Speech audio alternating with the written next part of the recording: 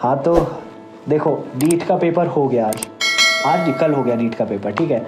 अब मैंने तो सबसे बात करी बच्चों से, रिव्यू अच्छे आए, सबके अच्छे आए, जिनका अच्छा नहीं आया we are working on it, देख रहे क्या करना है।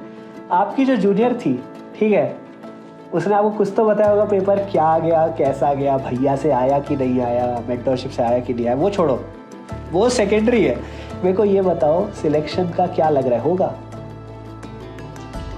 वो वैसे तो बहुत खुश थी पेपर देने के बाद, मतलब पिछली बार के मुकाबले तो शी वॉज वेरी हैप्पी। अब मैं एग्जैक्ट मार्क्स तो नहीं बता सकती, बट आप गेस कर सकते हो कि ये एम्स के रेंज में आया है, एम्स ऋषिकेश से लेके एम्स भोपाल तक किसी में भी हो सकता है। तो मतलब टॉप 3-4 है।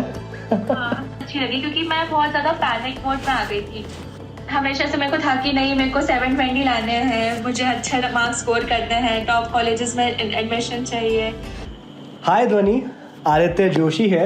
इससे पहले कि सब कुछ हम आगे बात करें, बच्चों को एक बार बताते हैं, आप अपने बारे में थोड़ा बताओ, आप कौन से कॉलेज में हो, क्या रैंक आई थी कुछ? So hello everyone, I am Dhwani Bhatia and I am pursuing MBBS second year from AIIMS Rishikesh. और नीट में मेरे 680 मार्क्स आए थे and I scored all India rank 945. अरे वाह, बहुत ही अच्छी ऑल इंडिया रैंक है। अंडर 1000 वाली तो मतलब एक ड्रीम कम ट्रू होता है काफ़ी बच्चों के लिए ना। अरे तो मज़ा आया होगा ये स्कोर करने के बाद? हाँ, बहुत अच्छा लग रहा था उस समय, it was like an achievement, है ना। हाँ, बाकी टेंशन नहीं, ये बिल्कुल कैजुअल रहेगी कन्वर्सेशन, ठीक है। तो सबसे पहले ध्वनि, मतलब how did you exactly find us, मेरे को कांटेक्ट कैसे किया था? एक्चुअली रिसेंटली ना, अभी जब मेरी फ्रेंड्स से बात हो रही थी, एक्चुअली मेरे स्कूल टाइम के फ्रेंड्स हैं, so they also wanted to pursue NEET, but मेरी फ्रेंड का ये हुआ था कि उसको एक बार ड्रॉप लेना पड़ा था क्योंकि उस समय उसने अच्छे से पढ़ाई नहीं हो पाई थी। पर ड्रॉप लेने के बाद भी उसके मार्क्स जो थे वो कंसिस्टेंटली लो आ रहे थे, तो उसने काफ़ी बार मुझसे कांटेक्ट भी किया। बट मैं बिजी थी, कभी ज़्यादा अच्छे से बात नहीं हो पाई। फिर उसने मुझे एकदम से एक बार कॉल किया थोड़े दिन पहले and she told me about hell week challenge. तो मुझे शुरू में कोई आइडिया नहीं था क्योंकि नीट का हम बात ही नहीं होती आजकल MBBS जाने के बाद। तो उसने मुझे बताया कि उसने वो पूरा चैलेंज फॉलो किया और उसके मार्क्स काफ़ी ड्रास्टिकली इम्प्रूव हुए। तो मुझे भी था कि एक बार जानते हैं कि ऐसा क्या है, तो मैंने भी यूट्यूब पे सर्च किया और थोड़ा बात की, फिर उसके थ्रू मैं कांटेक्ट में आई। अच्छा, तो बेसिकली मतलब आपकी जो फ्रेंड थी, जो जूनियर थी, उन्होंने हेल वीक चैलेंज फॉलो किया था हमारा फर्स्ट वाला। हाँ, हेल वीक चैलेंज फर्स्ट वाला ऐसा बनाया था, मतलब टफ था, आई एग्री, बट वो ऐसा था आई गेस जो आपने भी अपने समय पे देखा होगा, उसमें से काफ़ी कुछ आपने भी किया होगा, राइट? हाँ, काफ़ी कुछ था, बट मुझे लगा कि हाँ, एक कंसाइज वे में एक जगह पे डाला तो मुझे बहुत अच्छा लगा था। तो मेरा था कि एक बार मैं बात करूँ, मेरे को भी जानना था इसके बारे में ज़्यादा। हाँ, आई सी। अच्छा, तो मतलब मुझे ऐसा लगता है ना, जब हम लोग भी प्रिपरेशन कर रहे थे तो हमारे पास जो एक वन ऑफ द मेजर क्या कहें सेटबैक्स या दिक्कतें ये थी ना कि हमारे पास कोई था नहीं बात करने के लिए, है ना। मतलब मैं अपनी बात करूँ तो मतलब मैं अपने घर का सबसे बड़ा वो हूँ, बच्चा हूँ, है ना। तो सबसे एल्डेस्ट हूँ मैं, तो जनरली एल्डेस्ट के साथ ना ये चीज़ होती है, उनके पास ना ज़्यादा बात करने के लिए कोई होता नहीं है। तो मैं चाहता था ये मेंटोरशिप या जो भी मैं चालू करूं, इसमें बच्चों को ऐसा ना लगे कि भाई ये कोचिंग है ना। ये कोचिंग नहीं है, ये टीचर नहीं है, मैं भैया हूं और तुम मेरे से ऐसी बात करोगे, है ना। तो तुम्हें क्या लगता है, ऐसे यही सारी दिक्कतें तो ज़्यादा तुम्हारे समय पे भी आई होगी, राइट? हाँ, एक्चुअली मैं सिंगल चाइल्ड हूँ, तो उससे और एक न्यूक्लियर फैमिली में रहती हूँ। तो यही होता है कि मम्मा पापा से बात होती है, बट एक चीज़ होती है कि एज डिफरेंस गैप आ ही जाता है। हाँ। और वो लोग भी अपनी लाइफ में बिजी रहते हैं, उनको काम पे जाना रहता है। मेरे पेरेंट्स डेंटिस्ट हैं, तो उनको काम पे जाना रहता है, और फिर बीच में जब कोविड भी आ गया था तो कोई था ही नहीं बात करने के लिए। हाँ। पढ़ाई के साथ साथ ना एक डिप्रेशन आ जाता है कि क्या कोई है ही नहीं बात करने के लिए। नहीं तो नॉर्मली भी ऐसा होता है कि थोड़ा तो एटलीस्ट इंटरेक्शन होता है, बट हमारे टाइम पे तो बिल्कुल ही जीरो हो गया था इंटरेक्शन किसी से, और कोई सीनियर की तरह गाइड करने के लिए नहीं होता। और मैंने ये देखा है, मतलब नीट के कुछ टाइम पहले मतलब हमारे एक फैकल्टी थे जो बहुत नहीं करे, पर फिर भी अपने अंदर से आता रहता है कि नहीं यार, अगर नहीं हुआ तो क्या होगा, अगर कुछ गड़बड़ हो गई वहां पे तो क्या होगा। पर वो पैनिक इतना हो जाता है कि उस समय मेरे को एकदम एक लगने लग गया था कि यार मेरी पूरी तैयारी नहीं है तो मैं कर ही नहीं पाऊंगी शायद। बट उन्होंने जब ऐसे कॉल किया, बात की, तो उन्होंने मुझे यही बोला कि थोड़ा सा काम डाउन होके पेपर करो, और इतना मतलब स्ट्रेस लेने से ना फायदा नहीं होता। तो वो एक मेंटरशिप जैसा हो जाता है। तो मुझे बहुत अच्छा लगा। I agree. मतलब अगर कोई आपके पास बात करने के लिए भी हो ना, थोड़ा गाइड करने के लिए, थोड़ा समझाने के लिए कि यार देखो किताबें आजकल सबको मिल जाती है, ऐसा मेरा मानना है। टेलीग्राम में मतलब मैं अपनी बात करूँ, मैंने कोई किताब ऐसे खरीदी नहीं थी, है ना। टेलीग्राम से मिल जाती है, भैया दीदी की मिल जाती है। लेकिन मेजर चीज़ ये है कि बच्चों को समझ नहीं आता है, 100 किताबें मिल गई लेकिन इनमें से कौन सी पढ़े, कैसे पढ़े, है ना। तो आई थिंक वो भी एक फैक्टर रहा है। बाकी आपको मतलब ऐसा लगता है कि अच्छा, अब वो वाली बात करते हैं कि ये हमारे समय पे इतनी स्ट्रॉन्ग मेंटरशिप नहीं थी, है ना, लेकिन अगर ये चीज़ें हम फॉलो करते तो एम्स दिल्ली का कर सकते थे, ऐसा कुछ था ना पॉइंट एक वो वाला? हाँ, तो बताओ। तो एक्चुअली मेरे समय ये था कि मतलब मैं किसी ऐसे मेंटरशिप प्रोग्राम से नहीं जुड़ी थी, बट हाँ मतलब लोग थे गाइड करने के लिए, टीचर्स थे। बट मुझे अभी भी ऐसा लगता है कि अगर कोई मेंटर हो ना लाइफ में, तो वो मतलब टारगेट जो है ना वो एम्स दिल्ली का भी कर सकता है। और कोई भी बच्चा ऐसा नहीं होता कि नहीं ये तो इतना ही कर सकता है अचीव, पर मतलब वही है कि आप स्टेट कॉलेज में हो या एम्स में हो। सो मैं ये आपको बताना चाहती हूँ कि जब मेरा नीट का टाइम था तो मतलब मेरे गाइड करने के लिए बहुत सारे टीचर्स थे, बट एक चीज बताइए कि एक प्रॉपर मेंटरशिप होती है कि आप शुरू से लेके लास्ट तक आप मेंटर कर रहे हैं। उस वजह से ये होता है कि मतलब मैं एम्स ऋषिकेश में आई, जो मुझे बहुत अच्छा लगा। बट एक होता है कि आप एम्स दिल्ली के लिए टारगेट कर रहे हो। और मतलब मैं ये बात आपकी बिल्कुल समझ रहा हूँ कि यार एम्स दिल्ली के बच्चे और एम्स ऋषिकेश के बच्चे में कैलिबर का अंतर नहीं है, वो 1-2 नंबर की बात होती है ना। तो डेफिनेटली वो पुश तो मिल ही सकता था।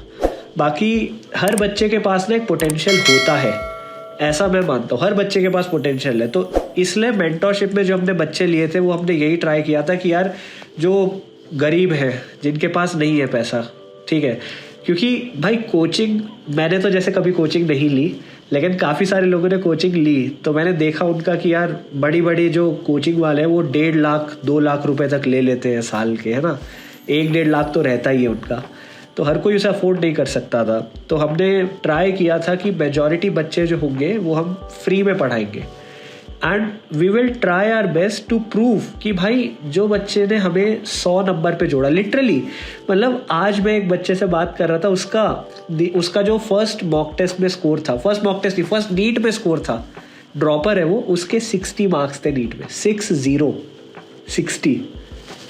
तो 60 से वो अब 650 तक पहुंच रही है। तो this is I think a very big leap, है ना। तो अब इसके बारे में बात कर लेते हैं कि तो आप भी कुछ बता सकते हो हर चाइल्ड में, मतलब जो भी आपने देखा, क्योंकि देखो आपने भी अपनी जर्नी में देखा होगा कहीं ना कहीं प्रॉब्लम्स आई, कहीं ना कहीं लोग डाउट करने लग जाते हैं, है ना। कहीं ना कहीं लोगों को लगता है कि यार क्या कर पाएगी, कैसे हो पाएगा। मैं आपको बताना चाहती हूँ कि जब नीट का टाइम था और नीट का जब लास्ट का टाइम आता है, तो आपको ना एक टाइम पे लगने लग जाता है कि लोग भी बोलने लग जाते हैं कि पता नहीं ये कर पाएगी कि नहीं कर पाएगी, या खुद से लगने लग जाता है कि यार मेरी स्ट्रैटेजी सही तो थी ना, मतलब जो मैं जिस तरीके से पढ़ रही थी, ऐसा तो नहीं कि दूसरे सही तरीके से पढ़ रहे हैं, मैं गलत तरीके से पढ़ रही हूँ। और वो आ जाता है और आप दूसरों को देखने लग जाते हो कि नहीं वो तो वैसे रिविजन कर रहा है, मैं वैसे करूँगी, या मेरे से नहीं हो पा रहा। तो उस टाइम पे ना आपको एक मेंटर चाहिए होता है जो आपको ये बताए कि नहीं, जो आप स्ट्रैटेजी फॉलो कर रहे हो वो सही है, और उससे रिजल्ट आए। और जब मैंने ऐसे बहुत सारे लोगों के बारे में सुना है जिन्होंने मतलब बहुत कम मार्क्स से स्टार्ट किया, but because of proper mentorship they could achieve such a good mark कि वो उनको अच्छे कॉलेजेस में एडमिशन मिला। तो पता है इनफैक्ट इतना ज़्यादा हमारा, अगर मैं बात करूँ पूरा ये जो जर्नी होती है ना बच्चे की एज अ एस्पिरेंट, बच्चा इतना घबरा जाता है कि वो मतलब रात भर काफ़ी बच्चों ने मुझे रोते हुए कॉल करी, ठीक है, उन्होंने बोला कि भैया नहीं हो रहा, भैया समझ नहीं आ रहा है, मतलब लिटरली रोते थे बच्चे रात रात भर। तो आई थिंक मतलब ये सब बच्चों को फेस करना पड़ रहा है, तो मैं नहीं चाहता ये कोई फेस करे, है ना। सो मेरी फ्रेंड के साथ भी यही हुआ था, मतलब वो हमें कितनी बार कॉल करके ना रोने लग जाती थी कि यार मेरे से नहीं हो रहा, मैं नहीं कर पाऊंगी शायद नीट क्लियर, मतलब अब मुझे छोड़ देना चाहिए ये। फिर हम उसको समझाते थे कि नहीं यार ऐसा नहीं है। पर अब जब से उसने मेंटरशिप किया है तो शी इज लाइक कि नहीं यार मेरे को रिजल्ट दिख रहे हैं और मेरे से शायद कुछ अच्छा हो पाएगा, मैं अच्छे कॉलेज में जा पाऊंगी। तो वो होप उसमें आई है, वो देख के मेरे को बहुत ज़्यादा अच्छा लगा। सो मतलब मैंने ये देखा है कि जितने भी कोचिंग इंस्टीट्यूट्स होते हैं, जो मेंटरशिप प्रोग्राम्स होते हैं, वो बहुत ज़्यादा कॉस्टली होते हैं और मतलब हर कोई इंडिया में अफोर्ड नहीं कर सकता। सो मैंने जब ये बात सुनी कि जो मेंटरशिप प्रोग्राम आदित्य लेके आए हैं, वो काफ़ी स्टूडेंट्स को फ्री ऑफ कॉस्ट भी प्रोवाइड कर पा रहे हैं। हाँ एक्चुअली तो हाँ, लेकिन ये बात जो फ्री ऑफ कॉस्ट वाली थी ये हमने बाहर ज़्यादा बोली नहीं ऐसा, क्योंकि मतलब हमेशा ना मेरे को ये लगता है कि इफ़ यू डूइंग समथिंग तो बोलने की ज़्यादा ज़रूरत होती नहीं है। तो मैंने बोला नहीं है बाहर, पता है कि इतने बच्चे फ्री में हैं क्या है, अरे नहीं फ्री बोला नहीं हमने, ठीक है। बट द थिंग इज़ इस वजह से मतलब ऑनेस्टली मैं बताऊँ ना, काफ़ी लोगों ने हमारा मजाक बनाना चालू कर दिया था। भाई लोग मजाक बना रहे हैं कि तुम जो स्ट्रैटेजी कर रहे हो दैट इज़ अनरियलिस्टिक, तुम बच्चों को लूट रहे हो ये वो। मतलब काफ़ी लोग ये बोलते थे कि भाई तू अपने नंबर बता, ठीक है, तू बता तू कौन से कॉलेज में है, तू कैसे गाइड करेगा। फुल हंसी मजाक वाली करते थे वो चीज़ें। I never on YouTube I never said openly कि मेरा कितना स्कोर है कितना नहीं है। आई नेवर सेड कि मैं कहाँ से हूँ कहाँ से नहीं हूँ, ठीक है, क्योंकि मैं चाहता था यार एक ना फेस वैल्यू बन जाती है। अगर मैं बोलूँ मेरे इतने नंबर है तो बच्चे को लगता है अच्छा इतने ही ला सकते हैं इसके अंदर, इससे ज़्यादा नहीं आ सकते। मैं चाहता था बच्चा अपना खुद का एक जो पोटेंशियल है वो अचीव कर सके, ठीक है। और दूसरी चीज़ हमेशा ना किसी के रिजल्ट पे देखना चाहिए। अगर कोई पर्सन तुम्हारी लाइफ में वैल्यू ला पा रहा है तो that is more than enough यार, है ना। इट डज़ नॉट मैटर कि भाई वो क्या कर रहा है, व्हाट मैटर्स इज वो तुम्हें कहाँ से कहाँ ला रहा है। तो यही मैं समझाना चाह रहा था बच्चों को। एंड भाई चलो मान लिया मैं एम्स दिल्ली नहीं निकाल पाया, एम्स ऋषिकेश का भी नहीं हूँ मैं तो, ठीक है। बट द थिंग इज़ यार अगर किसी बच्चे के पास जो नहीं अफोर्ड कर सकता चीज़ें, उसके पास अगर मौका है इन कॉलेजेस में जाने का, वो ड्रीम पूरे करने का जो एक समय पे मैंने देखे थे, तो भाई अगर वो उन कॉलेजेस में चला जाएगा तो कहीं ना कहीं मतलब मेरे को लगेगा कि यार आई हैव सक्सीडेड, है ना। तो एक मेरे को इस वजह से ही मैंने मेंटरशिप चालू करी थी, ठीक है। तो नीट के टाइम पे ना बहुत लोग अलग अलग स्ट्रैटेजीज अपनाते हैं कि कैसे पेपर को अटेम्प्ट भी करना चाहिए। लाइक कुछ लोग बोलते हैं कि पहले फिजिक्स अटेम्प्ट करो ताकि बायो में लास्ट में जल्दी जल्दी हो जाएगा। कुछ लोग बोलते हैं कि बायो से स्टार्ट करो ताकि बाद में फिजिक्स के लिए फिर टाइम बचा लो। सो वो बहुत ज़्यादा रोल प्ले करता है, मैंने खुद करके देखा है, क्योंकि मतलब हर किसी का अपना होता है, स्ट्रैटेजी डेवलप करनी पड़ती है और टीचर्स हमें बताते थे कि कैसे करना है कैसे नहीं करना है। सो मैंने एक बार ट्राई भी करके देखा है, तो मैंने देखा बहुत ज़्यादा उस चीज़ से भी फर्क पड़ता है कि आप कैसे पेपर अटेम्प्ट करते हो। हाँ, जैसे अगर आप कोई क्वेश्चन पे अटक रहे हो और अगर आप उसी को बार बार सॉल्व करते हो तो इट मीन्स कि आपका कॉन्फिडेंस एकदम से लो हो जाता है। तो हो सकता है जो आगे क्वेश्चन आपके आ भी सकते थे वो आपके नहीं आए। सो मेरे को ऐसा लगता है कि मेंटरशिप में हमें वो भी समझाना पड़ेगा कि एक बच्चा है जिसे लग रहा है कि ये वाला क्वेश्चन नहीं हो रहा, तो कुछ टाइम के लिए उसको छोड़ के आगे बढ़ जाओ, देन लास्ट में आके आप उस पॉइंट पे कि हाँ वापस से वो क्वेश्चन सॉल्व करो। तो उससे मेरे को बहुत फायदा हुआ, क्योंकि मैंने दोनों स्ट्रैटेजी करके देखी कि मैंने फिजिक्स से स्टार्ट किया और मैं किसी पॉइंट पर अटकी तो मैं सोची नहीं इसको पहले पूरा खत्म कर देते हैं फिर आगे बढ़ेंगे। बट उससे ये होता है कि आप उसी क्वेश्चन में लगे रह जाते हो और आपको टाइम हैंडल करने में दिक्कत आती है। सो एक मेंटर अगर आपका होता है तो आपको बता सकते हैं कि नहीं ऐसा नहीं करना, काम रहना है पेपर करते समय। अच्छा, बायो की एनसीईआरटी में मतलब क्या क्या पढ़ना चाहिए, कुछ आइडिया? लाइक मेरे को ऐसा लगता है कि बायो के लिए ना बहुत लोग बहुत सारी बुक्स रेफर करने लग जाते हैं धीरे धीरे, बट जो मेन पेपर का फोकस होता है वो एनसीईआरटी पे होता है। And it's like reading between the lines, मतलब बहुत होते हैं जो डायरेक्टली एनसीईआरटी से आते हैं और सबको लगता है यार ये तो हमने चैप्टर 1000 बार पढ़ा बट हमें ये तो आया ही नहीं। सो इट्स लाइक कि आपको एक एक लाइन को समझ के पढ़ना चाहिए। हाँ, और एक चीज़ मैंने ये भी देखी कि मतलब एग्जाम्पल्स टेबल्स, डायग्राम्स, और आजकल तो समरी से भी असर्शन रीजन लोग उठा लेते हैं। समरी बच्चे पढ़ते नहीं है ना, तो समरी भी आते मैंने सीखा है एनसीईआरटी में ना बहुत सारे पॉइंट्स हैं जो चैप्टर में नहीं हाईलाइट किए गए, पर एनसीईआरटी में कई पॉइंट्स हाईलाइटेड हैं और उससे क्वेश्चंस बहुत आते हैं, क्योंकि लोग जनरली सोचते हैं हमने चैप्टर पढ़ लिया, समरी तो क्या ही पढ़ के छोड़ देते हैं, बट उससे बहुत क्वेश्चंस आते हैं और स्पेशली असर्शन रीजनिंग के क्वेश्चंस इन्होंने बढ़ा दिए हैं। सो वो क्वेश्चंस करने के लिए आपको पता होना चाहिए कि वो एक्चुअली में वो चीज़ क्या है। वही एग्जैक्टली। और मतलब अगर बच्चा एनसीईआरटी नहीं पढ़ेगा, क्योंकि हमेशा ना एक होता है कि आपने कोई बुक निकाली फ्रॉम ओरिजिनल से कॉपी बनती है, साइड बुक मेन बुक से बनी है। भाई साइड बुक से मेन बुक थोड़ी बनी है, तो एनसीईआरटी तो पढ़नी है ना। NCERT is the main thing. बहुत सारे लोग एनसीईआरटी को इग्नोर करके बाकी बुक्स पे रहते हैं और फिर लास्ट में उनको पता चलता है कि नहीं यार एनसीईआरटी पढ़नी चाहिए थी। हाँ वही। और एक चीज़ ना मैंने ये भी देखी कि फिजिक्स केमिस्ट्री में खासकर सॉल्व्ड एग्जाम्पल्स, वो भी काफ़ी इम्पोर्टेंट है। हमारे समय पे नीट के पेपर में काफी ज्यादा सॉल्व एग्जाम्पल्स डायरेक्टली आ गए थे, बिना इवन वैल्यू चेंज नहीं हुई थी और वो आ गए थे। और उसमें कैलकुलेशंस बहुत ज्यादा ऐसी होती हैं कि लंबी होती हैं। अगर आपने कभी पहले सॉल्व किए हो क्वेश्चंस तो वो आसान हो जाता है कि हाँ इसको इसके थ्रू करना है।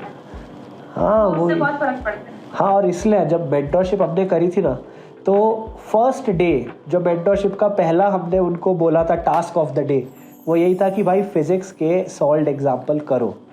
क्योंकि भाई अब मेंटरशिप हमने 2 महीने पहले की थी, ठीक है, तो आपकी जूनियर ने भी आपको ये बारे में बताया होगा, है ना। हाँ। मतलब फर्स्ट टास्क ही ये था, क्योंकि यार वो जितनी बार वो सॉल्व्ड एग्जाम्पल करते रहेंगे ना, उतने वो पक्के होते जाएंगे। पहली बारी में तो आएगा नहीं वो, लेकिन सब्सिक्वेंटली करोगे तो आता रहेगा। बार बार करना पड़ेगा। वही एग्जैक्टली। एंड लास्टली ना आई डू थिंक कि मैंने बीच में देखा भी था यूट्यूब पे, आपका बहुत मजाक उड़ाने लगे थे लोग कि नहीं इससे कोई फायदा नहीं होगा, ये सिर्फ हवा में है सब कुछ, बट आगे रिजल्ट्स आ रहे हैं तो फिर वो तो क्लियरली प्रूव हो गया कि ये स्ट्रैटेजी बिल्कुल सही है। वो तो है ही। मतलब यार at the end what matters is result, है ना। अगर रिजल्ट आ रहा है तो उसमें क्या दिक्कत है, सिंपल बात है ना।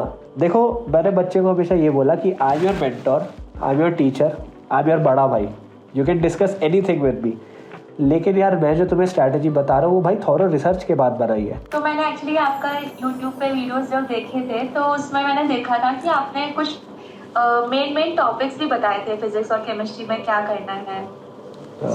मुझे भी ये लगा कि हाँ ये स्ट्रैटेजी बहुत सही है कि आप पहले मेन टॉपिक्स पे फोकस करो जिनसे मोस्ट ऑफ द क्वेश्चंस आते हैं, ताकि आपका एक big chunk of the syllabus complete हो जाए।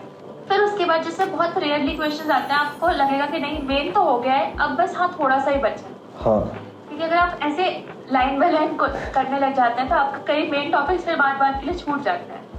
हाँ ये तो है ही। और तो मैं बस ये जानना चाहती थी कि आपने एक्चुअली मेंटरशिप स्टार्ट क्यों की, और अगर आपने स्टार्ट भी की तो इसको प्रॉफिटेबल क्यों नहीं रखा, क्योंकि मैंने मेरी जूनियर से पूछा था तो आपने उससे पैसे भी नहीं लिए, तो आपको लॉस नहीं हुआ इस सब में?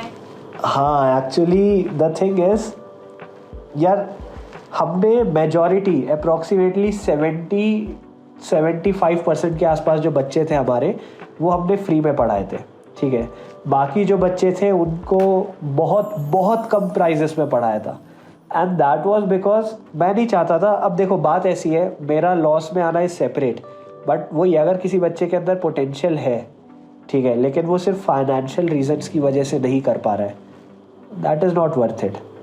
क्योंकि भाई कितना पैसा कमा लोगे, क्या होगा उससे, ठीक है। I am a strong believer कि ये कलयुग चल रहा है, ठीक है, कलयुग चल रहा है भाई। तो मैं नहीं चाहता कि मैं ऐसा कुछ काम करूं कि फिर मैं यही पुनर्जन्म लेके आ जाऊं। तो if you are born as human you must do something for the society. Bharat को ऊपर उठाना है ना, भारत का ऊपर उठाने का फर्स्ट स्टेप भाई यूथ है ना। हाँ मैंने भी देखा है कि मेरे बहुत सारे फ्रेंड्स हैं जिनको ना मतलब बिल्कुल नहीं मिली वो just because of financial reasons, और मेरे को देख के उनको लगता है कि यार इन लोगों को अगर कोचिंग दी जाती, उनको मेंटरशिप दी जाती तो ये लोग क्या कुछ नहीं कर पाते। मतलब इवन अगर इन्होंने बिना उसके इतना क्लियर किया तो ये लोग शायद ये दिल्ली भी क्रैक कर देते। हाँ दैट इज़ ट्रू भाई, दैट इज़ ट्रू। एंड मतलब चुभता होगा ना यार वो बात कि यार क्या हो सकता है। हाँ कि सिर्फ बिकॉज पैसे नहीं थे इसलिए नहीं कर पाए। हाँ बहुत बुरा लगता होगा। तो है, तो वही हम नहीं चाहते भाई किसी भी बच्चे को ऐसा लगे this is not worth it, ठीक है। और हाँ तो देखो नीट का पेपर हो गया, आज निकल हो गया नीट का पेपर, ठीक है। अब मैंने तो सबसे बात करी बच्चों से, रिव्यू अच्छे आए, सबके अच्छे आए, जिनका अच्छा नहीं आया we are working on it, देख रहे क्या करना है।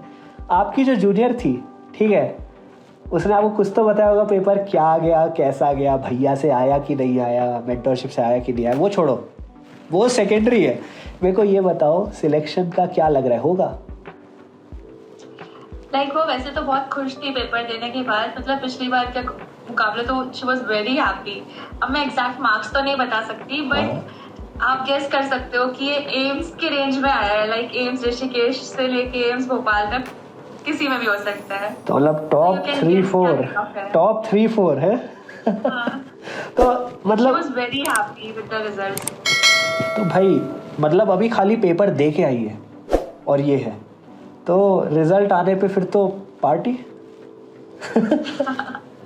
ठीक है।